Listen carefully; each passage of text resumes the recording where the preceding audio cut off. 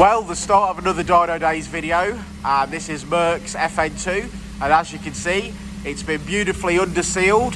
It's had a Japspeed 4:1 manifold plus a Dynodaze 3-inch exhaust system, which is looking lovely. And now it's time to get it up on the dyno and get it mapped.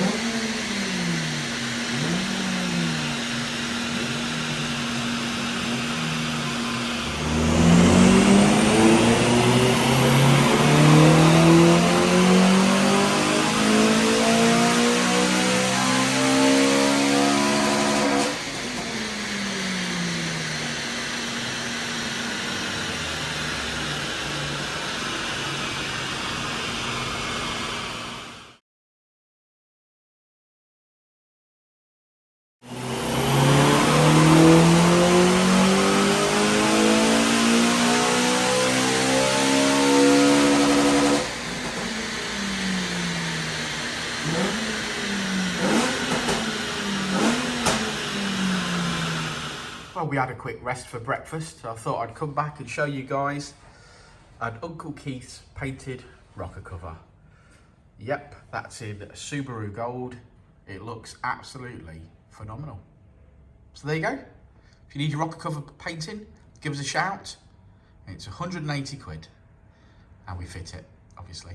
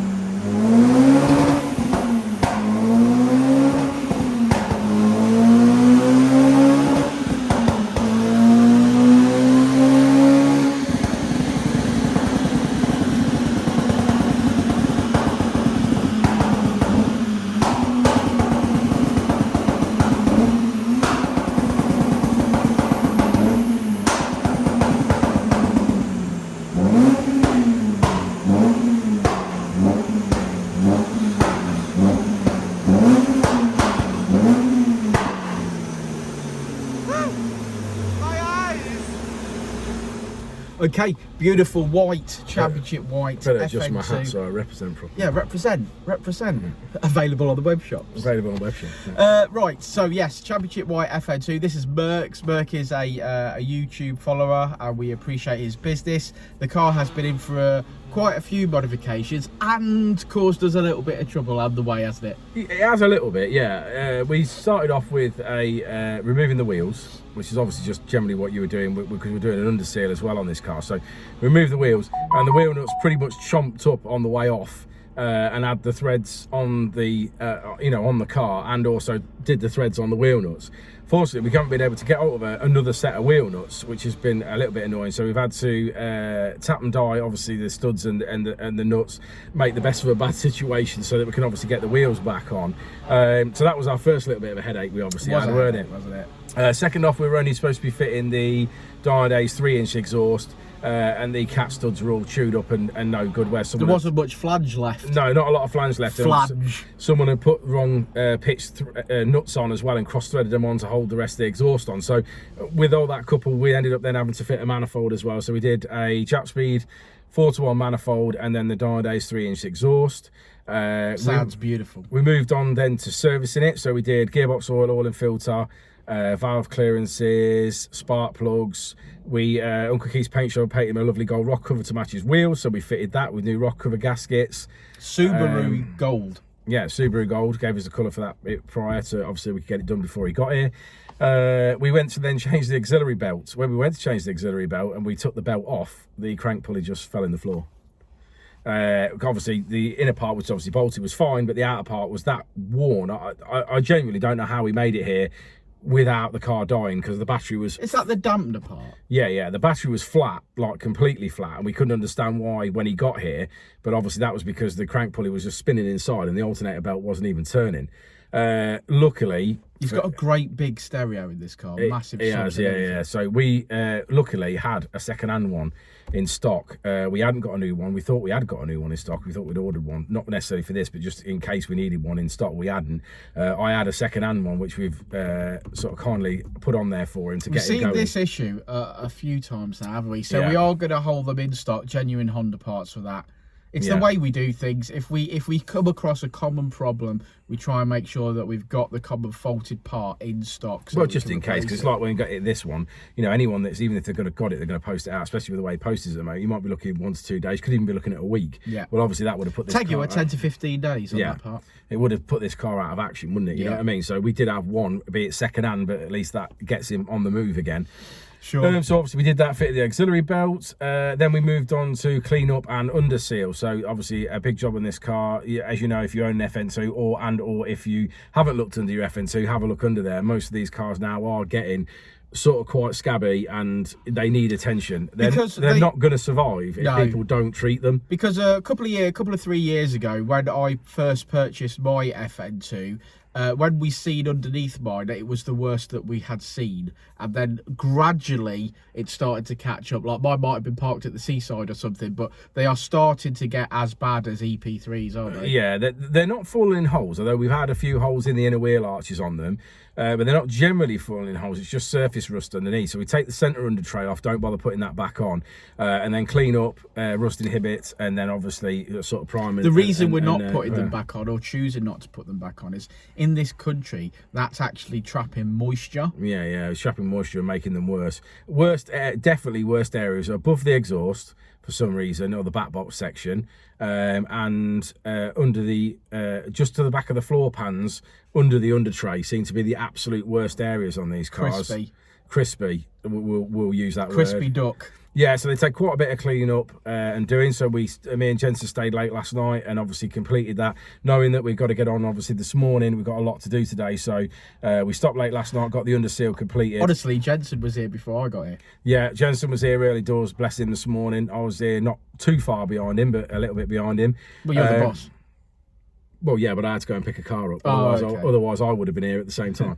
But yeah, I had to pick a car up and got stuck in a little bit of traffic. So obviously, I was a little bit later than him. But bless him, he was here early doors this morning, got started, got the exhaust back on it, got the under trays back on, obviously got the wheels back on, and then straight on the dyno for map. So we were pretty much bang on 9 o'clock on the dyno with this car, so that the job that was actually in today can obviously have the ramp and which is a beautiful sapphire blue FN2 for manifold, exhaust and map. Yeah, manifold, exhaust and map. So this car, anyway, in its modified format, when it went on the rollers, made 218 brake horsepower. I think we should start. This car was originally mapped.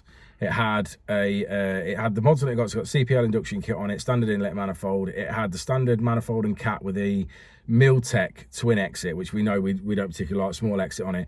It was mapped somewhere else by another company. They claimed, I think, 231 brake horsepower, which is completely unrealistic. On a stock cat. On a stock cat manifold, not even a chance.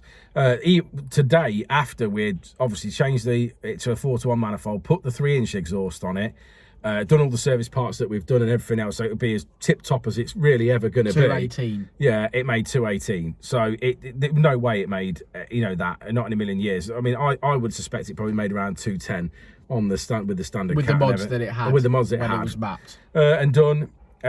We did talk about running it, but initially the reason that didn't happen, we were going to run it when the car got here, two things really. One, obviously the pulley was broken and we hadn't got no charge in the battery, so we were trying to diagnose what was going on there. And secondly, we weren't going to map it originally, but then when we changed the decap manifold, it decided obviously we were going to map it, and then it moved forward. So we unfortunately don't have that standard run, but I would estimate around the 210.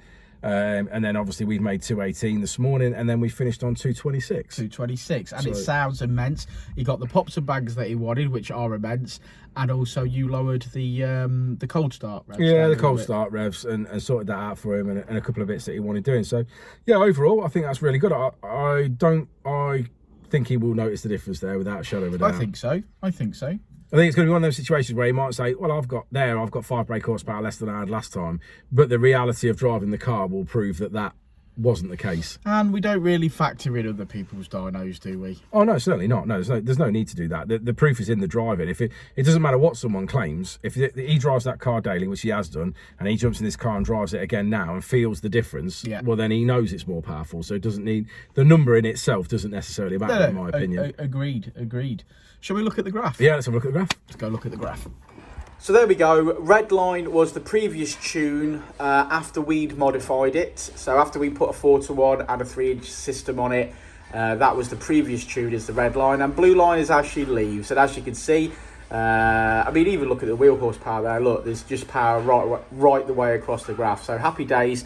Finish on 226 brake horsepower, 193 at the wheels. Let's have another glance at her. She is very, very pretty. A very pretty car. I'm loving the Uncle Keith's gold rocker cover.